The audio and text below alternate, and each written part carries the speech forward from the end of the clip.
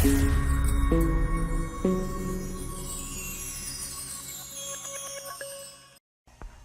Young and the Restless recap from Monday's May 4th, 2020, winds up a week of Catherine the Great episodes, with a classic rerun from May 4th, 2009.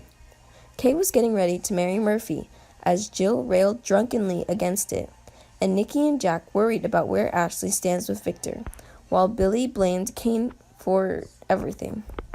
The Young and the Restless recap highlights.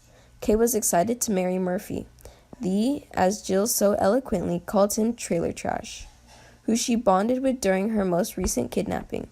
But what Jill was really upset about was that Kay, who wasn't even believed to be her mommy anymore, didn't love her enough. Kay reminded her that Jill was the one who moved out of the Chancellor mansion. Jill pouted that Kay let her. Nikki, Melody Thomas Scott, tried to make peace but got yelled at. What about Ashley? So Nikki went to chat with Ashley about how Victor is still mourning his dead wife, Sabrina. Forgot about Sabrina?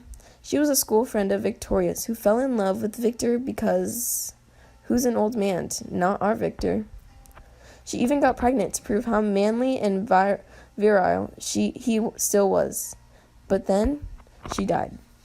And hasn't been mentioned since, except during this episode, when Nikki swore to Jack that she was all for her ex-husband hooking up with his ex-wife again. But is Jack sure Ashley isn't cracking up again? Just wondering. Billy accused Kane of resenting Billy for having proven to be Delia's real father.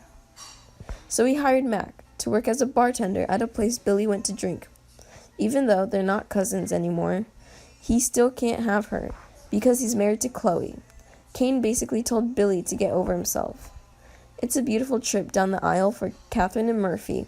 It's his big introduction to the Genoa City elite, and they are more than happy to have him. This is true love, and no one can take it away. No I do's ever go off without a hitch, and the same is true for this wedding. Jill almost misses the nuptials after being tied up, and it takes Kane to calm her down. Jill sits, and the vows go on. The reception is elegant and beautiful, but there are hitches there too.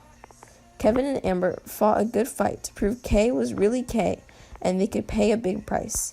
No good deed goes unpunished. Can Michael and Mrs. C find a way to save them from their legal woes?